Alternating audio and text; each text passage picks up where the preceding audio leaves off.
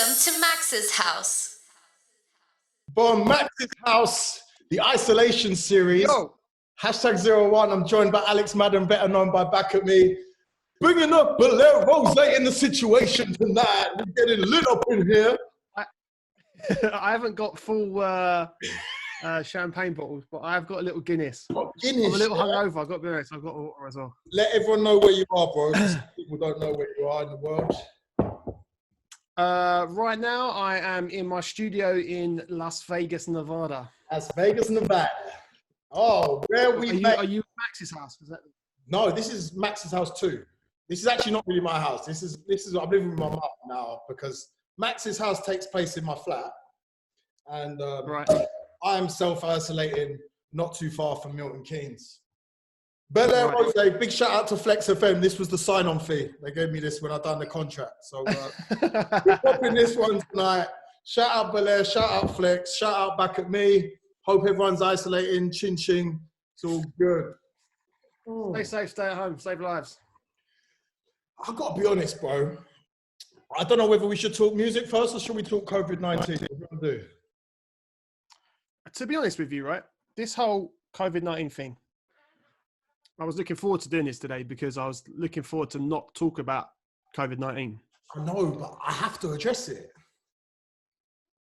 Has to be addressed. Has to be addressed. You can't avoid it. It's unavoidable. That's the problem at the moment. It's completely unavoidable. It's a sad situation. Where are you at with the whole conspiracy theories, 5G? Do you pay it any mind, any attention or not? Nah, I don't believe any of that, to be honest with you. 5G is not causing coronavirus. No. Fact. No. Not causing. There's no truth. I don't know. People watching too much Black Mirror, they're stuck indoors too long.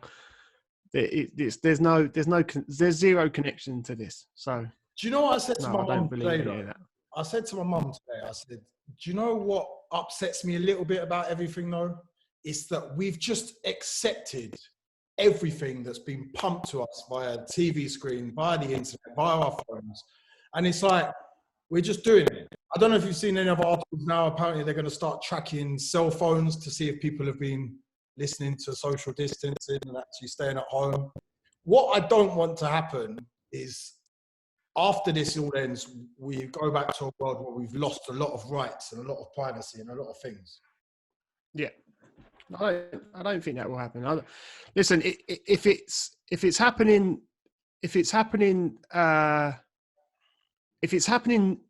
now because of this coronavirus thing, if people think it's happening now, it was happening anyway. It's happening before. Do you know what I mean? Well, this isn't new. This isn't something new. There's no, you know. The problem with it, the problem is now, is especially with this, like there's been nothing like this virus outbreak, right? And even if there were big problems or anything like that, I think social media has allowed it to spread really fast. Yeah. But the problem that's happening with social media is, hang on a second, I just need to let my dog in because he keeps scratching. Yeah, I was going to say, where's the dog? Let's get a dog in here. He's here. Hang on, let me show you him. Hang on. Come on, let's get him up. Come here. This is. Yes. Like that spot. That's the spot he likes. He likes the mic. He does all my vocals and all my tracks. I heard he's your ghost producer. You don't actually make anything. He is the ghost producer, mate. Look at him. He is ghosty. Well, I forgot what I was saying. Where was I at? COVID-19. I was saying the social media spread. Yeah. So the problem is now that the news gets around really fast. But the issue is it's so easy to see a video and go, right, and post it on your Facebook. And then, you know, your mates see it and whatever. And then they believe that that's real. And that's how all these conspiracy theories start. Don't get me wrong. I believe in some conspiracy theories that are based on some sort of fact. But right now, what's going on with this? I think everyone's just at home losing their mind a little bit, to be honest. And everyone's really scared. I don't believe a lot of what's happening. I mean, I went to what's being said. This 5G relation is ridiculous. Okay. Yeah, I mean, I went to the butcher's today. I was there for about an hour. There was 10 people in front of me, all waiting 2 meters in advance. This was like the first time I've been out really of proper isolation for about maybe 11 days. I've kept it locked down. Right. Bro, when you go out, it's mad. Have you been out? Not here, no, because in Vegas everything's shut, right? Okay. And if you want to go to the stores or anything like that, you have to drive there. It's not like in England you just walk down the street. It ain't like that here. There's no local shops. No, of course. You have to get in the car. Mission away. So yeah, I haven't been out, and we're not kind of here. They're not really doing that. They're not really doing that 6 feet apart thing. No. I mean, I went down to Walmart the other day. Yeah. And that's not happening. Can you buy guns in Walmart? Yes. So you can pick up some eggs, some steak, and then grab a quick little handgun or something. Little gun. Yeah, I mean the guns that they sell there aren't like not top range. Full on guns, but yeah, you can buy guns there. Yeah. Where were you the other day doing some shooting? I saw you. Me and a fire to the Pro Gun Club in Liga. He owns now, I think 5 guns. He's full on American. Yeah. So he owns like 5 guns, and we went down and me, him, and his brother-in-law, we all went down to Pro Gun Club and was having a shootout. He just bought like a brand new AR-17, I think it is. Basically some big shotgun. If you look on my Instagram, you'll see me shooting it, and it was good fun shooting it. And how did your link up with a fire come about, bro? Ooh, that goes back years and years and years and years. So originally what happened was, how's that champagne? It's going down too nicely. Second glass already. I'm going to be lit by the end of this. It's going to be mash up. All right. Yeah. So originally how we met is we both got booked on a gig in Brighton. Okay. About a decade ago. About 10 years ago. Yeah, because you're old, isn't it? Yeah, cheers for that. I look younger than you, though, so it's all right. It's the hair, right? Yeah. That's exactly all it is. So, yeah, about a decade. And then it was like kind of really early on when I was DJing. I was just started playing out and stuff. Yeah. Under my actual name. And then he was under a different alias at that time, too. He if you don't know, I'm probably going to shock some people, but he was Michael Woods as well. Trance stuff back in the day, a lot of EDM stuff, a lot of progressive house stuff. Did stuff with deadmau5 back in the day. Anyway, so he was booked for this headline show down in Brighton. I was booked as like the warm-up. And we just started chatting, started doing some tears, started chatting, stayed in touch after that. And then he did a couple of shows in Ministry of Sound, and I went down to see him and just started hanging out. And then we ended up going to some after party where we just kind of got on, introduced me to a bunch of his mates. And then I got booked on a tour in Australia. And one of the shows that I was doing in Australia, I was warming up for him in a club in the Gold Coast called Platinum. Mad. And he walked in and he went, "What the hell are you doing here?" I said, "I told you I was going to be here. Like I told you ages ago." He's like, "Oh man, that's awesome. What are you doing tomorrow?" So the next day we kind of met up and hung out. And what year was this? Sorry? What year was this? Good question. I don't know. It must have been early 2000s, like 2011, 12 maybe. I don't know. I don't know. I can't remember. But it was a long time ago. Yeah. And then we just started hanging out. And it was when we were hanging out that day in Australia, he was kind of like, you know, how long you been DJing, asking me questions. And I said, yeah, I'm just starting getting into producing. Because at that time, I wasn't really doing any production at all. Okay. I was just doing purely DJing stuff. I didn't really, I didn't have any clue about production. I didn't have any skill in it. You know, it wasn't something that I was looking to pursue. At the time, I just wanted to DJ. That's all I wanted to do. And it was kind of him that told me, you need to start producing. You need to start making music. You need to start, if you want to progress in this industry, that's the only way you're going to do it. And I had done some little things, but they were kind of, it was me. I mean, I was there, but I was working with someone else. So we would do like a co-production thing. I would go over to his studio and he would, I would talk what I want and the guy would do it. Okay. So I played him some of that stuff and he was like, yeah, that's really cool. You know, you should start doing this stuff yourself. And then I said, you know, I'd love to, but at the moment I can't really afford it. And he was like, oh, look, when we get back to London, just hit me up. And then he said, I'll I've got some stuff for you. And I was like, all right, cool. Sick. So we got back to London. A few months passed. I was like, oh man, by the way, I forgot to hit you up. You know, let's meet up. And he was like, oh yeah. I said, I'm off to America tomorrow, but meet me in White City, and then I've got something for you. And I was like, I had no idea what it was. Went down to White City, met up with him, and he gave me a laptop, like his old laptop. And it was like a Mac. He gave me like a MacBook. And he said, on there is Logic. He said, just practice. He said, go on YouTube. There's like YouTube tutorials and stuff on there. He said, just start making some stuff and send it to me. And I was like, are you serious? And he was like, yeah, man, here, look, and here's the chart. He like gave me a whole bag of like, just a brand, like a, you know, basically a brand new laptop for me. Do you know what I mean? I was like, holy crap. I was like, wow, thank you so much. He's like, no worries, man. I've got to shoot, got to get a flight. So that was it. And then after that, that's how that relationship kind of started. I just started sending him like music and stuff, and we just stayed friends. And then I ended up working for him, and that's what kind of brought me out to the US. Mad. Yeah. So before you went to the US, you were here, and what were you doing here? Just a bit of music. Yes. So there I was. So I started DJing when I was at university. Okay. Well, actually, I started before that. I started in school because there used to be a radio station, a pirate radio station in the UK called Subjam. I don't know if you remember that. It would be before my time, but I'm sure some people watching. It wasn't that much before your time. You should have been around at that point. Jesus.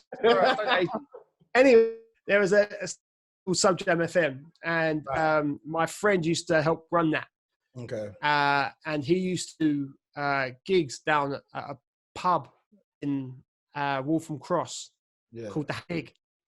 And that was the first time that I went to someone DJing. I was quite young. I think I was only 15 at the time. And my cousin took me.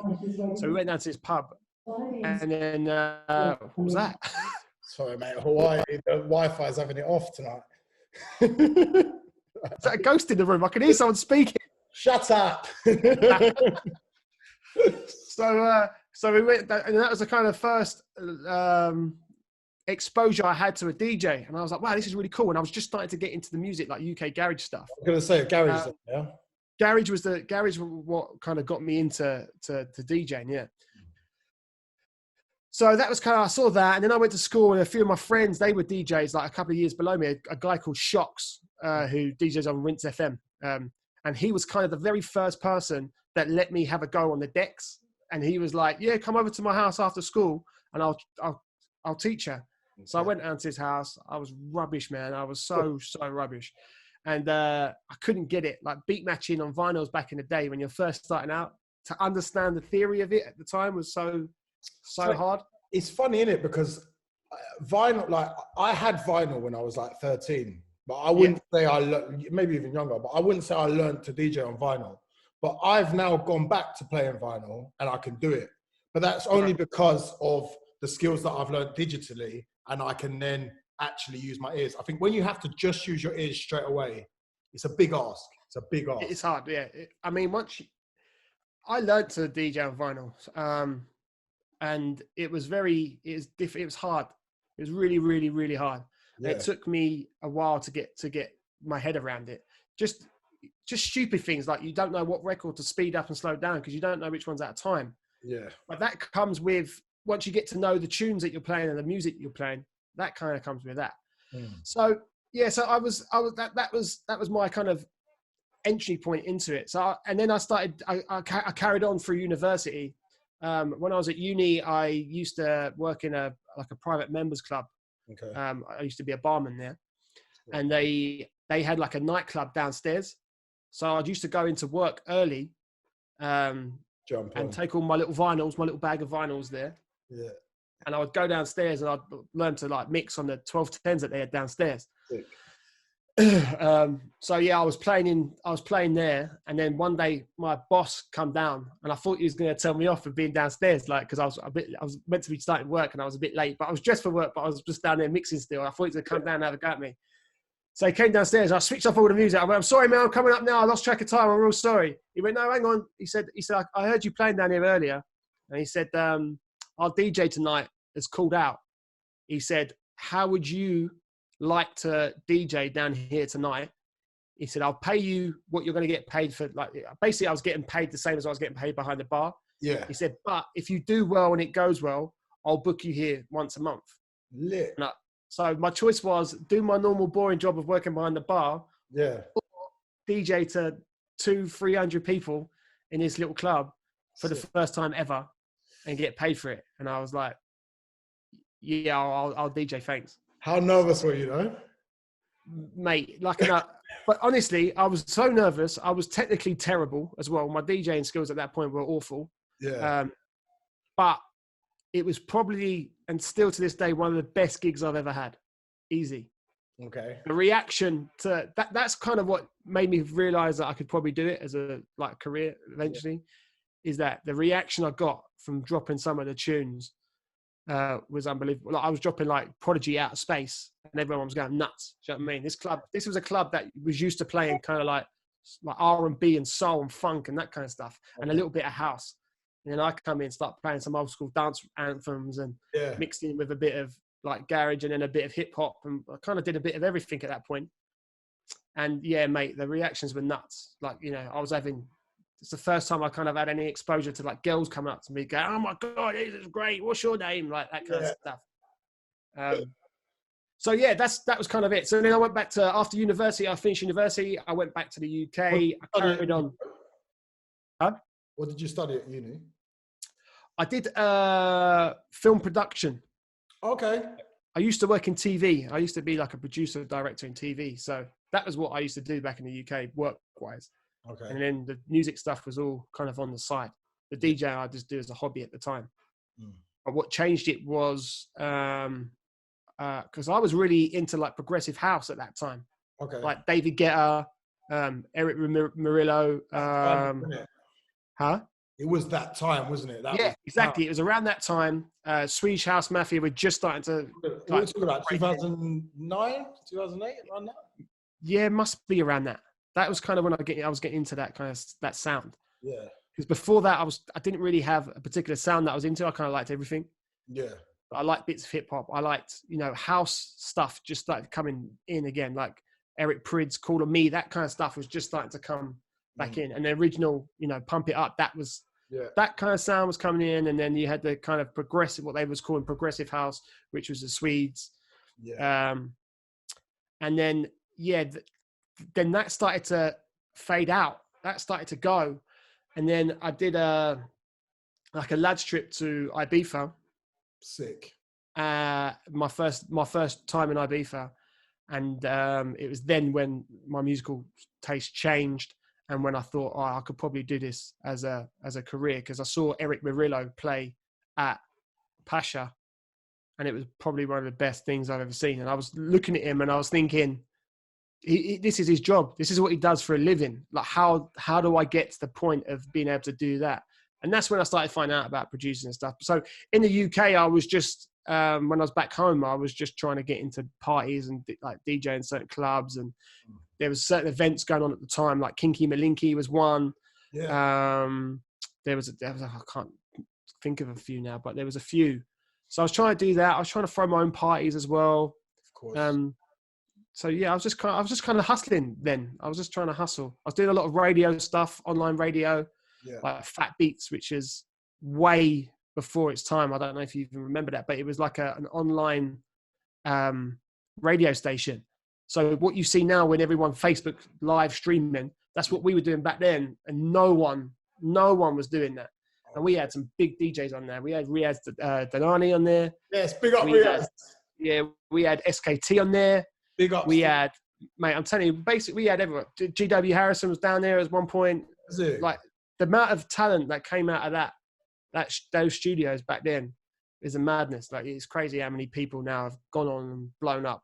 Do you know what? It's good that you bring me to that point, bro, because so many people don't realize how long people have actually been in the scene. Like, the people that are at the sort of top of the scene and big names and they're doing stuff, they've been making beats forever. They've been around DJing for 10 years. Yeah. I used to listen to Riaz Danani with Adam Cotier on Capital Extra back in the day. I used to have mixes on my iPod, on my little iPod of Riaz.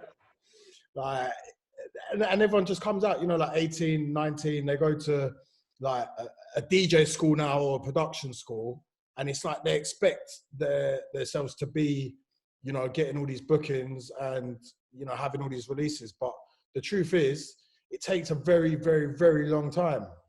Takes years. I'm still not. Bro.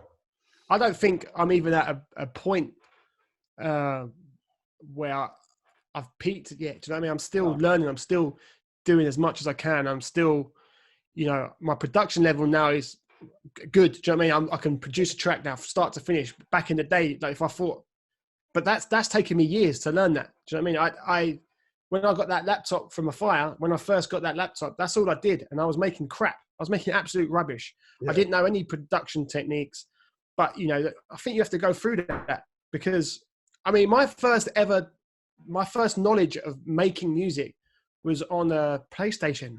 Yeah. Do you remember there used to be a game called Music? Yes. Yeah. Yeah, and it was like, I personally remember it, but I had a friend who used to make loads of How old are you? You're like 12. Where were you? 27 this year. Jeez. But I only got into house in like 2011, 2012. Right. And you was a garage guy before that? No, before that I was going West End and like buying bottles of champagne and like. Oh, you were that guy. But at that point it was more like electro. It was more Swedish House Mafia, Axwell and all them kind of like, like really I know exactly what you're talking about. Annoying music. I can't stand that stuff now. But I think there's a place for it. I don't dislike it. I mean, is it my personal taste when I listen to it? No. But if you don't like it, you just don't listen to it. Do you know what I mean? I don't hate it. I mean, there's a bunch of people. I really liked it. I loved it.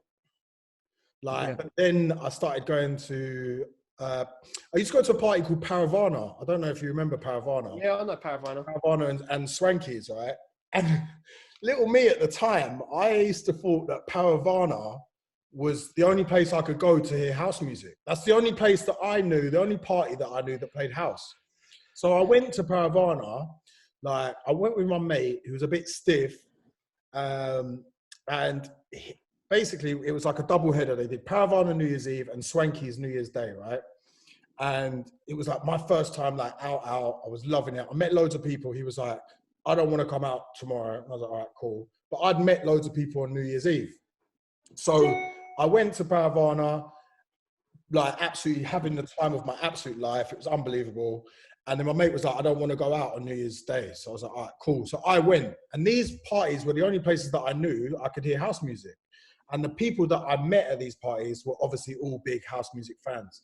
So I started rolling with them. So from 2012, I was out consistently with these guys and they were showing me all the spots to go to, different parties to hear house music. So 2012 is when I started listening to house and going out to it. Yeah, it was a good time. Oh, it was mate, I call it the golden era of house. 2012 to 2015.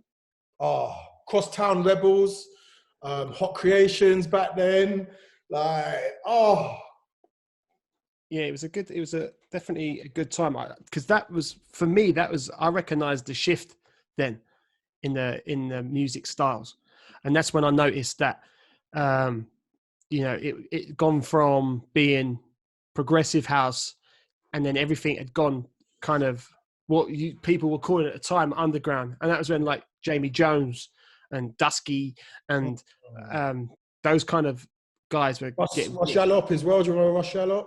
Yeah, so that sound was really new in the UK and it was very different to what that EDM progressive sound was, because that got really harsh. In the end, it started becoming very much, it felt like everyone was just trying to top the next person's drop. Do you know what I mean? Yeah. It just got louder and louder and louder and louder, and to the point where you couldn't really go anywhere, and it started sounding like construction. That's the only way I can really describe it. That's not a knock. I'm not knocking any musical style. No. What people style is people style. People made money off it for years. But do you think there is now? I've got to be careful how I say this. Do you think now that there is elements of the tech house scene that are starting to replicate what happened to that progressive house, electro, EDM kind of era? Yeah, but there's a thing in music called the 10-year cycle, right? Yeah. And every 10 years, the same thing happens. Like it'll regurgitate. You know, everyone's waiting for like the next thing, but the next thing has already happened 10 years ago. When house was big 10 years ago. Before that, you know what I mean? It's a 10-year cycle. So what happens is that something will get popular, people jump on it, and it will start to kind of mold into something else. It happened with garage. You know, garage started off with like, you know, your MJ Cole. It was all kind of sexy vocals and that kind of stuff. And then it switched into like So Solid Crew, and it started stepping into that grime thing. And then, you know, the whole garage scene kind of struggled a bit for a while because it kind of got a bad rep, and no clubs wanted to do it. Yeah. So it happens. It just happens. I don't think it's a bad thing. I don't think being popular is bad. You know, that's how you make money from it. Do you know what I mean? You're not going to make money for something from being underground. You know, you're not. It's a fact. Before all this madness that's going on in the world now, bro, what was the scene like in Vegas for tech house, you know? It's not really existent here. No. Vegas is not a trendsetter. Vegas is a trend follower, right? So when hip hop was big in America, you could come to Vegas and the biggest hip hop artists would be here because for it, they know it's going to bring the people in, so they'll spend money. When that started getting big out here, and that was just when I moved here to the US, which was 6 years ago, right? Yeah. When I just moved here, it just started getting big. It was just on the rise. And in the UK, it already ended. We'd already started getting the Jamie Jones stuff and, like, you know, and that kind of what they kept calling then underground scene. You know, music started being about going back to like grimy clubs, and drug culture started getting big again. And it, you know, that was what was happening in the UK. So when I came here, I literally went back to the 6 years. Yeah. It was weird. It was a very weird thing. But when EDM was massive in Vegas, you know, they were chucking loads of money. Everyone was here. Avicii was here. David Guetta was here. All the big guys in that scene were here. Did you do much of that scene or not really? At the time, yeah, because I was working. So I wasn't DJing, but I used to. What brought me out here originally was I became Michael Woods at the time. I was his tour manager. Okay. So that's what brought me out to the US. So yeah, I was very much involved. I was in that scene at the time, working in it. I knew all the guys in it, you know, all the artists. So, but I wasn't, like I said, there was certain bits of music that I liked, but as a whole, that sound for me had already kind of been and gone. Yeah, I was kind of over it at that. Not over it. I mean, like I said, I like all music. If it's good, it's good. That's the end of the story for me. So I liked it, but it didn't excite me anymore. I used to hear the same 10 records every club I went to from every DJ. So, yeah. And Vegas is very much that. It doesn't start trends; it follows them. Now, the kind of tech house scene, there's a very small community for it in Vegas that is kind of monopolized by a select few of people. Yeah. And they kind of do all the events, and they have everything going on. It's very close and quite clicky. So that's the scene here. You know, the Excess at the Wynn, Excess nightclub, they're the ones that always seem to push the envelope a bit. Do you know what I mean? They're the ones that aren't afraid to go out of the box and start doing different nights and events. You know, when EDM, before that was big, before Calvin Harris was huge, they were the first people that booked him. Before Deadmau5 was big, they were the first people that booked him. Now, you know, they're the first people that are bringing like Elro out to Vegas. You know, they're bringing Rumors out to Vegas. You know, they're doing events like that. Have you been to an Elro in Vegas? Amazing, mate. Have you? Sick. So good. I can imagine it being mad. It's mad. It's mad. It's what Elro was made for Vegas. When I went to that party, I thought, this is what it is. This is what Vegas is. It's meant to be mental, and there's no more mental parties than Elro parties. Those parties are insane. Definitely. Production's crazy at Elro. I only ever saw like photos and videos, and then not last year, the year before, maybe 3 years ago, I went to Ibiza with a few friends because one of them was getting married, and I went to my first Elro party there. and we went to Amnesia, and I couldn't believe it. It was insane. I've never seen anything like that in my life. I thought it was nuts. I'd be for changes lives, mate.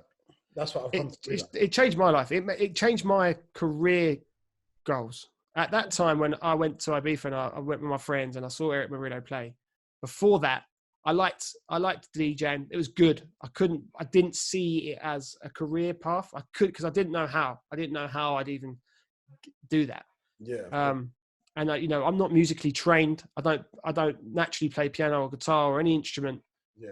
So producing to me seemed like a billion miles away. I thought there's no way. But yeah, I saw Eric Murillo and I thought, listen, that guy is making a career out of doing this. So there's a way. There's a way of doing it. And that all happened in Ibiza. That was my very first trip to Ibiza. What year was that? God knows. I don't know. I'd have to look it up on Facebook and look at the old photos, but I have no idea. It was probably around that. It's probably around that 2009 time what you were saying, but I can't remember. Okay. My memory of dates is shocking. Yeah. Shocking. You've obviously had a very fun time in your life, bro.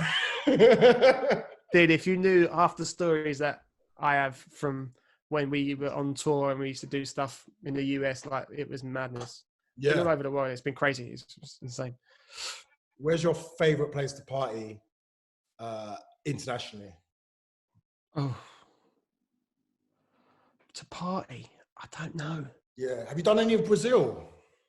We did at one place in Brazil, yeah, but it wasn't mad. It wasn't like a mad, crazy event. It was in like a Rio de Janeiro, and it was just like in a really upmarket, high class, bougie club. Yeah, you were probably there actually. We've got a champagne and sparkler on top of it. Let's fuck. Yeah, I thought I recognised you. Yeah, it was there. I had hair back then, mate.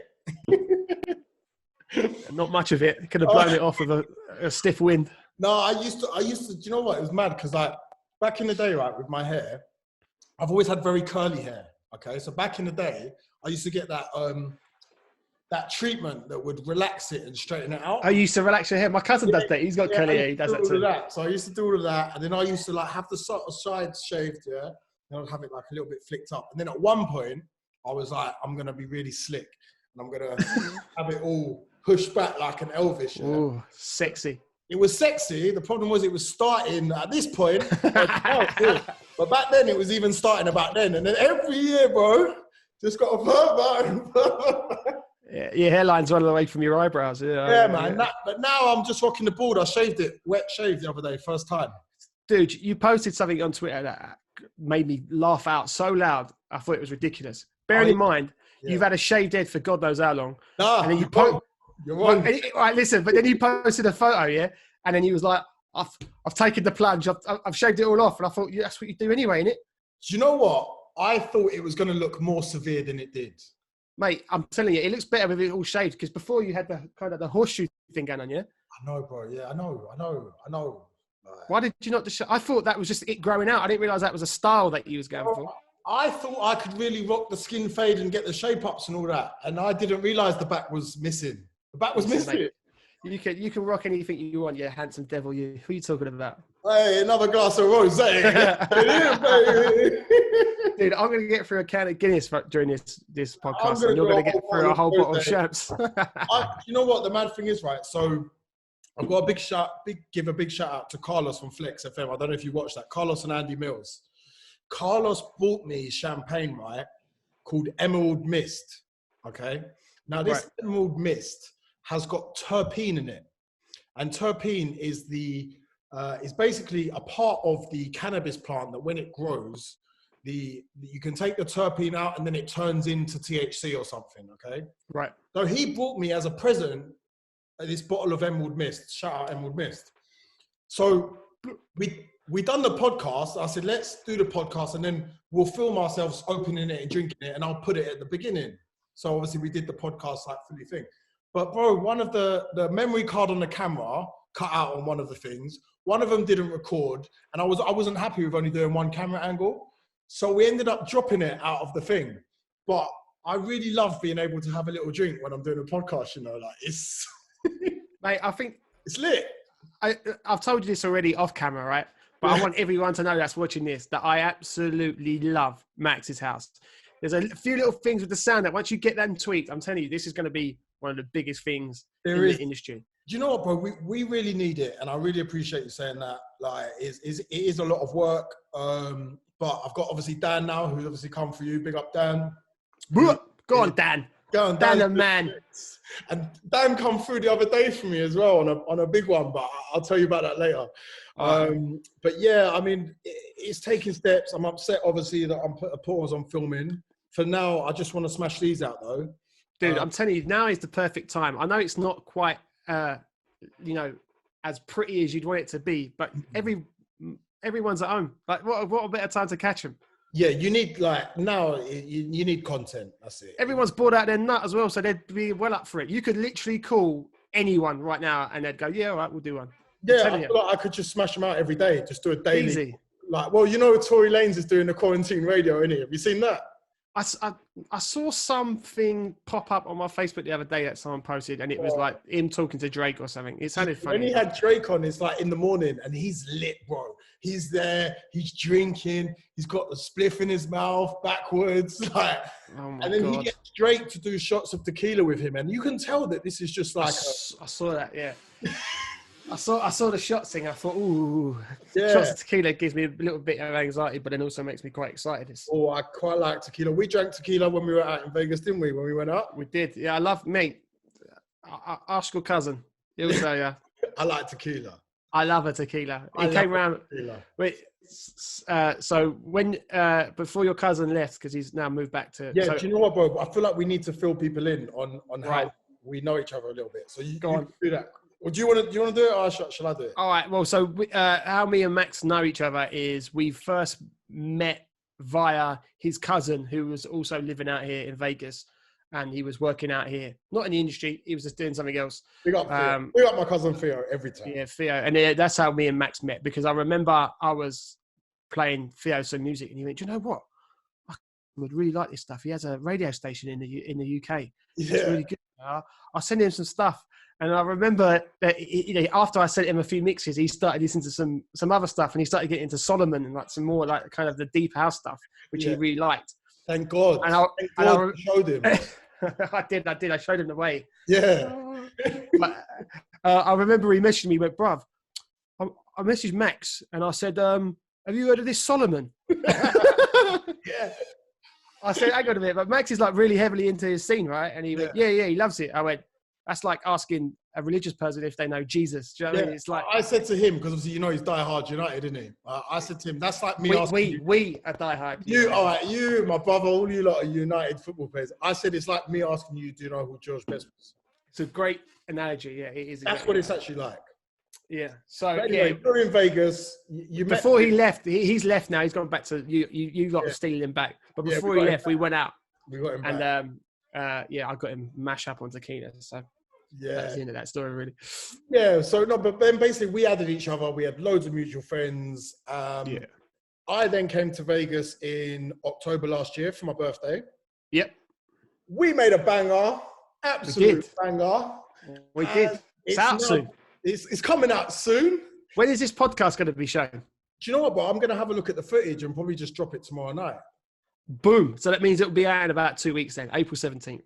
Yeah, okay, cool. So the tune will be out on April 17th, Ferris wheel recordings. I've been playing it live everywhere.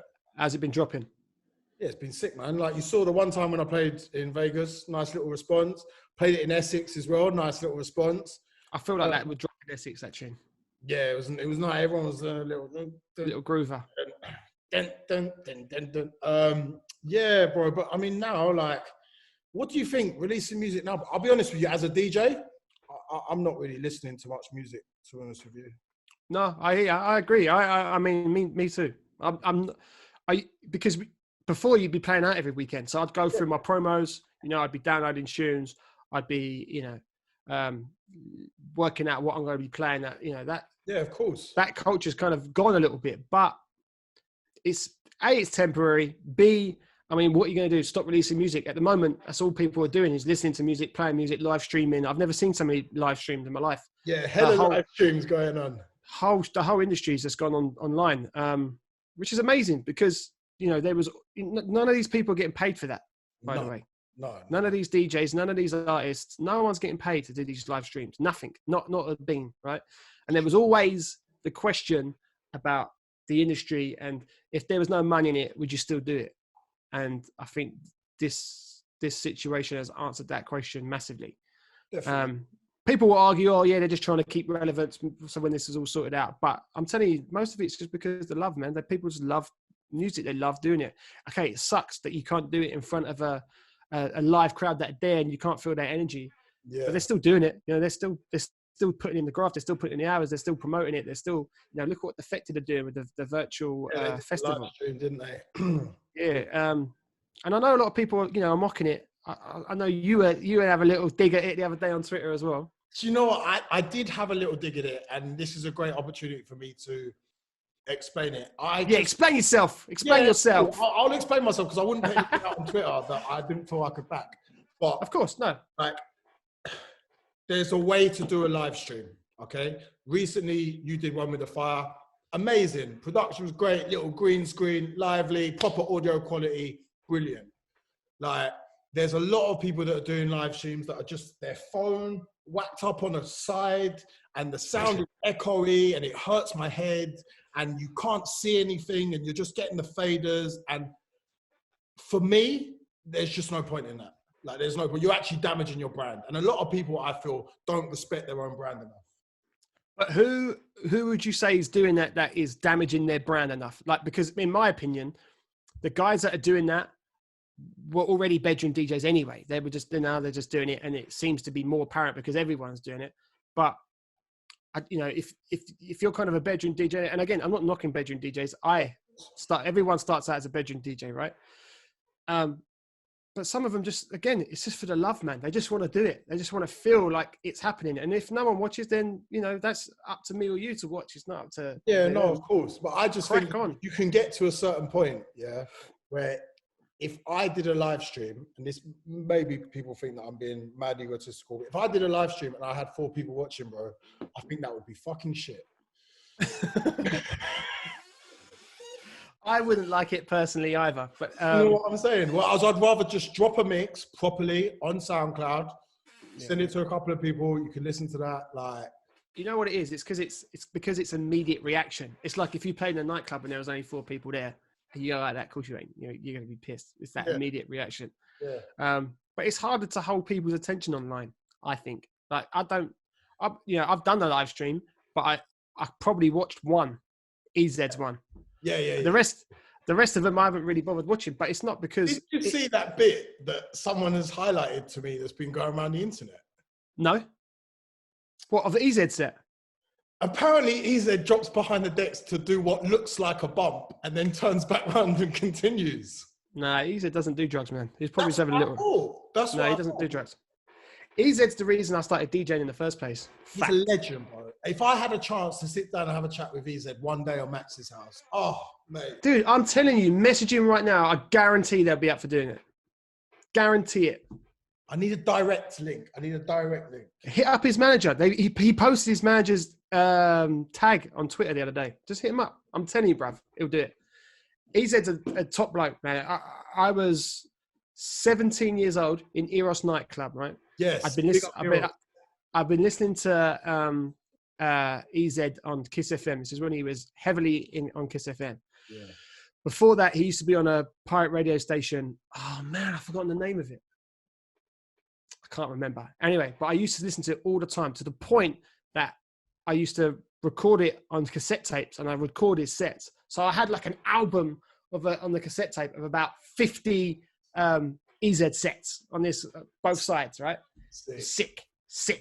So I used to listen to him a lot, right? But I was too young, couldn't go to nightclubs or whatever. I was still too young. And he wasn't doing any of the underage raves that my mates were going to, and I wasn't into underage raves anyway. So when I was 17, there's no way I was going to an under 18s night. I was thinking, I look old enough, I could probably get into a real one. So I went to Eros, got in, didn't get ID'd, went in, and he was DJing, and I didn't realise how small he was. He's a very, very small man, but the energy that little man has is unbelievable.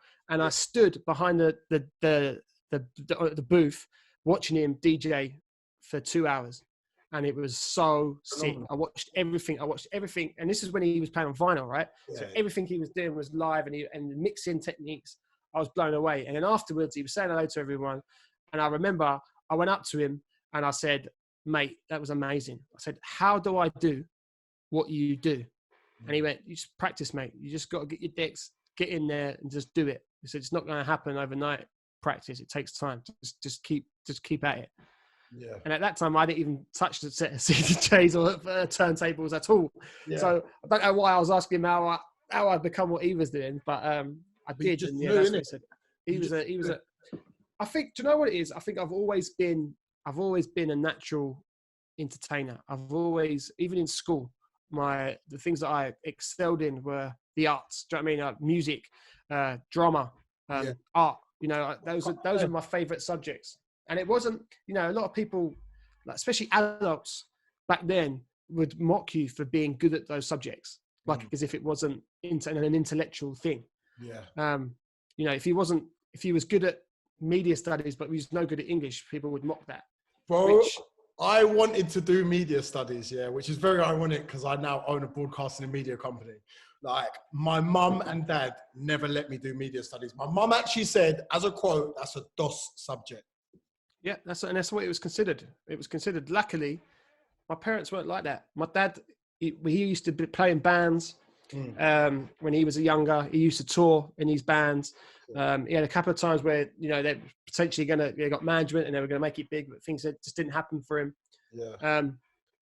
So, you know, they were very supportive of that stuff. You know, if I wanted to do media studies, drama, you know, I was good at acting. That's what I wanted to do. I wanted to be an actor.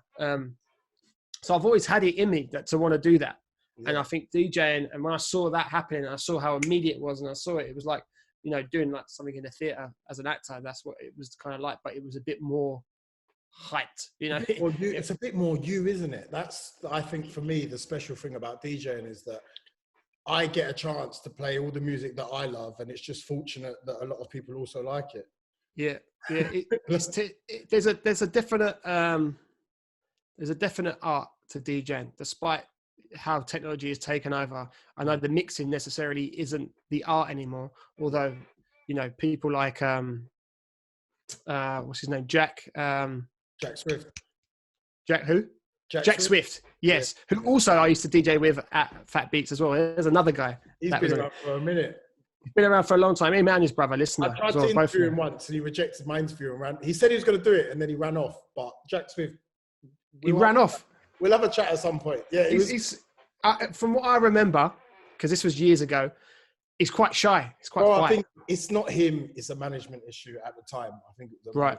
So it's not his fault. Yeah, no, he's but he, you know, you can tell where he gets most of his.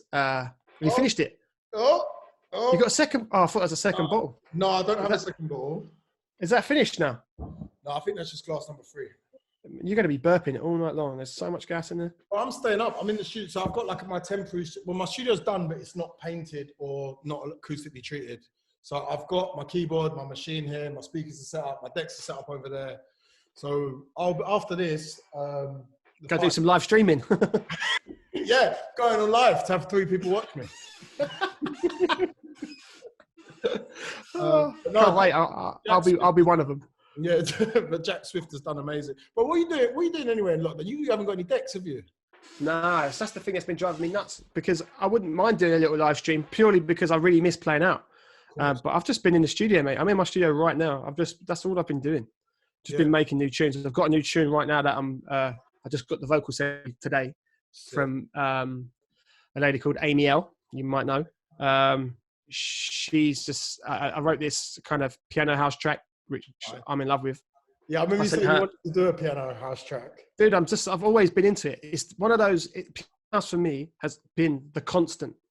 It doesn't matter what else is going on in the world. Tech house, you can get minimal house, dark, good piano house for me is the constant. It's always, if it's done right, it's always amazing. And I love hearing a good little piano house track. Tool Room put out some really good ones. Matt Joe did one as well, which was on This Ain't Bristol. Yeah, that one they put out, Friend Within's done a few. One of my favourite piano house tracks. Go on. Frankie Rosado, Down. Dude, I still play it now. It's such a tune. It's so good. I still play it now. The vocal in that is amazing. So yeah, anyway, so I've produced like a piano house track, and I sent it to John Summit actually to have a little listen. And he was like, yeah, this is really, really good, man. He said, make sure you send it to me when I finish.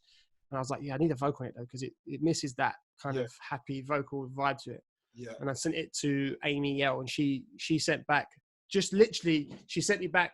She played it on the computer, and then she sent me back a voice recording of her singing over the top of it. Yeah. And it sounds sick. I was like, oh my God, that is awesome. And she was like, well, let me do something else. And then she did something else and sent it to me. I was like, oh my God, that's even better. I love people like that. You know, when they just send you like a quick thing like that and you know it's done? I was just about, she's just sent me the stems. So I was just about to open them up, and then we had to do this. So, but I'm looking forward to finishing that off hopefully today. So I'll probably but you're still in the day, aren't you? You're what? Coming up it's 3 p.m. here now. Yeah, coming up to 3 p.m. now. Coming up to 11 now, so it's getting into them after hours for me now. Those late boozing hours, yeah. But I've decided I'm gonna stay up, probably make music till about 4 o'clock in the morning. But how much champagne have you got left? Here, after that one, I mean. Do you know what? Probably I can't even. No, do you know what? After this, I haven't got another Bel Air. This is my only bottle of Bel Air. I've got a bottle of Cristal. Do you know what? I don't want to sound like a dickhead, but I've got a bottle of Cristal in the fridge. I don't want to sound like a dickhead, but I'm gonna. Anyway. I don't want to sound like a dickhead, but look, if I get... You're like your cousin. He's the same way. He's a dickhead too. That's what I know about. It's there. It's there. If I need it, it's there. Do you know what I mean? I haven't had a weekend. Like, I'm not a big drinker. I always drive. But I got to today, this Friday, and I really fancied a drink, mate. I'm not gonna lie to you, like, because I've never seen you drink. I mean, we've hung out minimally, but I mean, I've never heard of you saying, "Oh, I got drunk" or drinking. No, I or whatever. I don't really get drunk. Like, I'll get to a level, and then I'm like, yeah, no, I'm cool. It ruins the guns, isn't it? So can't. Well, they're all going anyway, bro. Like, I'm down 5 pounds this quarantine. Look down the back of the couch. You might have dropped it down there. Come out of coins, mate. No, I genuinely think with the whole isolation period, whatever, like I'm gonna lose a substantial amount of the way that I look, to be honest, bro. Well, I'm really gutted for you. Me too. All my gains are disappearing by the moment. So yeah, but you know, you just make great music, bro. So it's good for you. Like, for me, this is my whole personality. This is like, Maxim and Stefanos, the brand is like... It's the gun show. The brand. It's the whole brand of how I look. That's not true. Listen, that's not true. I've told you a million times, you're a very talented man. I think you found your calling with this stuff. I think your interviewing skills. I could watch you all day. Well, all I do is I just tell people, you know what? I'm no different to anyone else. I'm just a passionate raver. I love house music. Like, so much so that, you know, it's become my job. And I love it. I'm just blessed, bro, because, like, you know, I speak to so many DJs now, and on a personal level, that, bro, I was just fans of. Like, I was genuinely just a fanboy. Like, went to go and see Edge and Dance at Fold, a new club that's opened up. Very cool little gaff. When was that? That was just like pre-corona. Pre-corona, yeah. No, it would have been, when would it have been? Must have been, do you know what? I'm already in 2021 on my diary, bro. That's where I'm looking. I'm looking ahead. Just called 2020 a write-off. Just like, forget it. March 13th it was. Right. But Amin was already in Miami and Dance was there. And bro, like, it was just on a personal level. I was speaking to Amin in the week, and I said, yeah, I'm going to come see you. I went and catch up with them, bro. Like, the me of 2013, to just be able to chat to them, man, and go and catch them on a chilled out one like that, bro, I would have been so gassed. Like, I would have been so gassed. But you know what you realize, bro, in this industry, like, everyone's the same. They're just a few years ahead of you. Absolutely, yeah, I agree. It's, you know, everyone starts at the same point. I mean, like I said before, people have different entry points, but you know, some people just start. Like, I started out as DJing, and then I got into production. Some people are classically trained music producers, and they get into house music that way, and then they become DJs. You know, sometimes it's those roles are flipped, but everyone's basically just trying to do the same thing. So Yeah. You know, everyone's the same. I mean, look, this situation right now couldn't highlight that anymore. No one can do anything. No one right now is bigger than anyone because everyone's stuck inside and everyone's doing the same thing. So, well, I know we're not trying to focus too much on the coronavirus here, but how do you think the industry recovers after this, mate? I don't know. I think it's going to be a while. I think it's going to. But let's say, okay, this is all finished now. It's June. Look, put it this way: put on an event in the club, and people are going to come and be next to each other and sweating and. Yeah, that's what I mean. It's not. It's just not gonna. It's not gonna switch and change like that. But it's not. I don't. This virus isn't going anywhere. Everyone keeps talking about, you know, isolation, 4 weeks, it disappears. That's never going to happen. It isn't going to disappear. It doesn't just go away. You know, someone's going to have it. If it's infectious, someone's going to catch it. It's just going to keep happening. As long as one person in the entire world has it, it's never going away. Think about it. You know, it started off in Wuhan by one guy. Yeah. And then how fast that's, you know, yeah. It isn't going anywhere anytime soon. And I'm not trying to be Debbie Downer. I'm just trying to be realistic about it. No, I'm trying to be the same, bro, because I can't see how someone will do something in June and we're all going to be cool, standing next to each other, kissing birds, saying hello, what's happening? Like, no. I can't see it happening. Until there's a vaccine and there's a guaranteed fix for this, that it's gonna affect. I mean, we can only hope. You know what I mean? It's not gonna affect the rest of our lives. But you know, you can just only hope. It probably is. It's probably going to affect clubbing in general because just the general gathering of people is going to be an issue for a long, long time. Yeah. So I can't see. I don't know. Honestly, I can't even predict it. If you told me in January, but by March we'll all be stuck in our houses and no one will be able to leave, I'd tell you you're a nutcase. But it's nuts. Even here in Vegas, you got to think the tourism here in Vegas is insane. Yeah. And they've closed the whole city down. Everything's shut. It's a ghost town. It's crazy. If you look online, empty because like hotels are just full of tourists and there's no tourists. There's no one. The hotels are shut. There's no one in them. It's crazy. You walk down the streets on the strip. There's not a single soul around. It's like 28 days later. It's mad.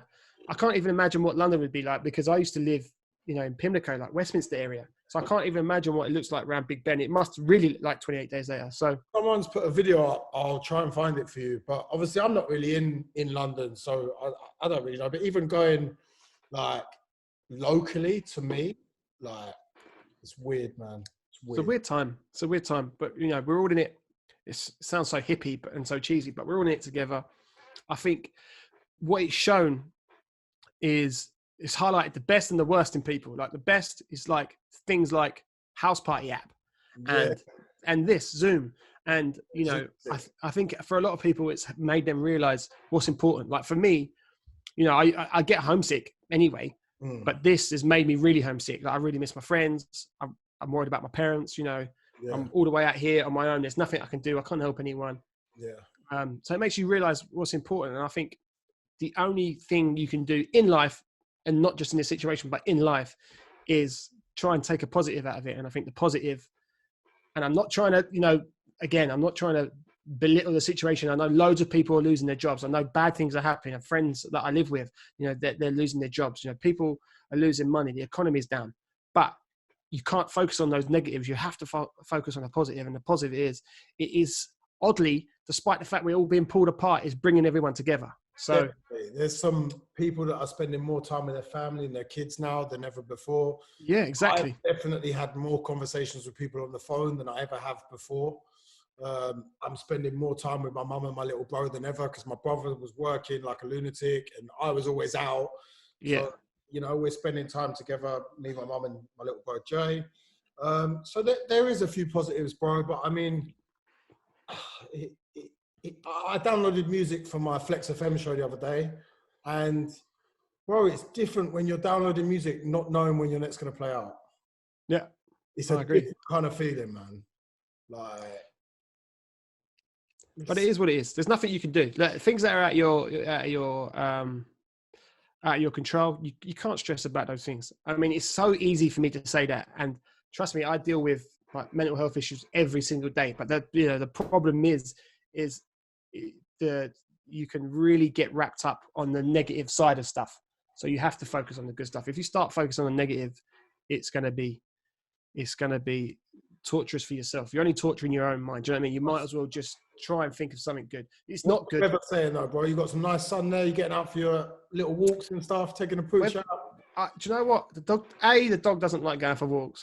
B, the weather is hot. But I'll be honest with you, this quarantine thing isn't that much different for me. Most of the time I'm in here anyway, working on music. So it isn't. I'm not, oddly, as a DJ, I'm not a big out guy. So I'm not going out all the time. As you said, I'm a little bit older than you.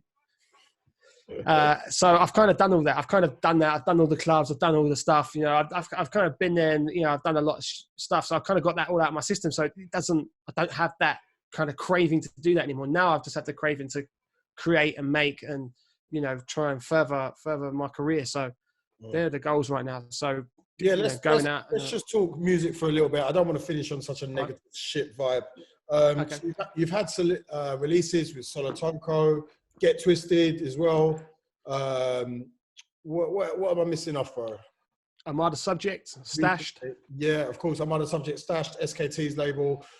What's coming up next? What's coming up next for you, or what you hope to be happening, man? Well, this quarantine has just allowed me to just purely make music stuff. So I've just been in the studio. Like I said, I've got this piano house track coming. I'll hopefully be able to send that out to maybe a tour room or Subject. Subject seems to like the instrumental part of it. So, but we have our track coming out on Ferris Wheel Recordings, April 17th. When you post this, you have to put the pre-order link in the link down below. Down below, yeah. Just down there, guys. Just down there. Go grab that. Let's get it to number 1 on Beatport for quarantine. Why not? Imagine number 1 in quarantine. You know what we should do? We should get everyone to dancing to it, and we should make that the music video, because now we can't do the music in mind. We obviously spoke about doing a music video. I really wanted to take on that project. We may have to do a backup solution. So if you're watching, let us know what you think, because we're thinking maybe just get yourself to send us a video of you dancing. You can appear in the Bacatme and Maximum Stefanos Move Your Feet Like This video. You'll be famous, babe. You'll be famous. We'll make you famous. Whatever you want, you'll be there, okay? So yeah, that's going to be the backup option. I think we're going to have to go for that. One day you might hear it in a club again. Who knows? But that's the thing, for future stuff, I had residencies starting here. I had a touring schedule starting to build for the US, but everything's just been put on hold. So it's just mainly now just focusing on music and releases. So yeah, I've got that one. And then after that, I've probably got 3 or 4 tracks now that I'm close to sending out for demos. And then, just stacking up that's the Guinness, that is. I'm thinking a little bit too. Stacking up the releases for the rest of the year for the schedule. What's the dream releases, bro? What labels would you love to feature on? Damn. I've always been a big Defected fan. Yeah. I used to listen to Defected a lot back in the day. I think everyone who's into kind of dance music would say the same. Tool Room. I've always been a big fan of Tool Room. I'm friends with Mark. Okay. I'd love to do something on there. Armada have always been really good to me as well. Subject is a really cool label right now. I'm really liking a lot of the stuff they're putting out, because it has, underground feels to it. Underground, I hate using that word, but you know what I mean? But then it has like a little, and the music that I really like always has a melodic flair to it. So, and then that's what they kind of do. So those 3 really are kind of the top guns for me. I also like, we'll stick with those 3. Those are my main, because those are the ones that when I was a kid, when I was younger, and like Left Wing and Cody, they're other guys that we used to DJ with, like back in the day, and in Clapham Common at a place called the White Horse in Clapham Common. Okay. It's just a tiny little club that we used to play there, but and Will Clark as well. He also used to play with us there. It's mad how many people I think about it. But those, we were all kind of around that kind of tool room vibe then. And so that's for us. I know when they released that track with on Tour Room that they were over the moon. I know it. I know what they would have been thinking. So yeah, so that they're the dreams. If I get them, then I'll feel like we're getting there. I'm out of subject. When I got that track on, I'm out of subject with, and even doing a collaboration with A Fire. Yeah. That release for me meant so much. It meant so much for my, not just my career, but just for my goals from, the full circle, how he gave me my first laptop, then we ended up doing a collaboration and it came out on a label that, I love. So yeah, that was a big one for me. So I've already done that, but now it's just about maintaining that and keeping that up. And any clubs or festivals that you would love to feature at, bro? Oh man, all of them. All of the clubs and all of the festivals. Yeah, after we're out of this, I want all of it. Do you know what, bro? I'm waiting for you to come to London so we can go out to a couple of raves and we can have it off. Actually, I was watching one of these episodes, and I think you might have been talking to who were you talking to? I think it might have been Tough Love. I think you might have been talking to Alex and Steph, right? Yeah. And then you said in that video, and I remember watching it going, what? Yeah. You said there were certain things that weren't important anymore in the industry. And one of the things that you listed was playing at Ministry of Sound. Do you remember that? Oh, you're going to do me like that, yeah? Right. And when I heard you say that, I was like, what? Like Ministry of Sound, the history, I know because you're a bit younger, so you probably don't get it. I fully understand, but you're not in London right now. I understand that, but it's still an iconic venue. And to be able to play there is still a massive highlight. I remember when I was starting out, that was the mecca. Like, I wanted to play at Ministry of Sound so bad. I played there, never played in the main room. I'd love to do it. That would be a tick off the list. Well, Pasha in Ibiza is another one as well, because that's where I fell in love with house music. Of course. I really wish that it was still held in such a high regard, to be honest with you. But why would you say it's not? Oh, you're such a dick. No, but I mean, what makes you say that it's not held in a high regard? By whom? By what? There are now very easy ways that you could play at Ministry of Sound due to them. I don't know if it's them as a brand or other people who work within Ministry, but well, I've hosted a room at Ministry of Sound. We did the book. But this is what I was going to say. But you think it's quite easy, right? That's what you're saying. But do you not think that maybe that you're just getting to the position now where it seems easier for you because now you've grown in the industry, so it's easy if you, like back in the day, I'm sure you would have looked at that place and thought, how do I do that? Yeah, but now it's very viable. It's not in that regard now because there are DJ schools that promise people as soon as they finish their course, they'll play at Ministry of Sound. The DJ course thing, I don't know much about that because that was never around when I was doing my stuff. No need. What was around and what I was gonna do just before I took the job and moved out here was I was gonna sign up to a Point Blank class. Yes, yeah, I really respect Point Blank because they are offering there are actual degrees that you can do. Yeah, that's what I was going to do because I was looking to get, because you can get it funded because it's an actual full accreditation that you got. Wicked, love it, think it's amazing. If you can get a BA in sound engineer or whatever, like fantastic. But like there are other DJ schools out there now that are offering a certificate at the end of 8 hours, for the beginner course for 500 quid or whatever price it is. And it's a great business operation for them, but you're not coming out of there after 8 hours. And in that 8 hours, you would have played at Ministry of Sound, you would have played at Egg. You're not coming out of there a great DJ, bro. Like, as you know, it probably takes you like 8 years to really learn how to be a DJ and life experience. Yeah, DJing is, like I said, it's very much its own skill. And it's its own skill because being able to control someone's emotion in a room, in fact, not just one person's, you're dealing with 500 people, but to be able to sway that emotion by just selecting certain tracks at certain times isn't easy. It isn't something that you can just learn. It comes from experience and doing it. And then once you start experiencing it and you start doing it, that's where you learn the true art of DJing and selection. Yeah, you can't put it in. I would be interested to see what a DJ course consists of. Do one. You could probably use it.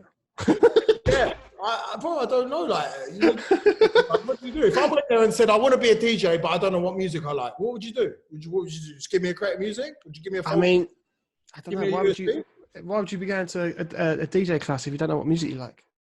Because there are people that are more fascinated now about being a DJ rather than knowing the actual music, bro.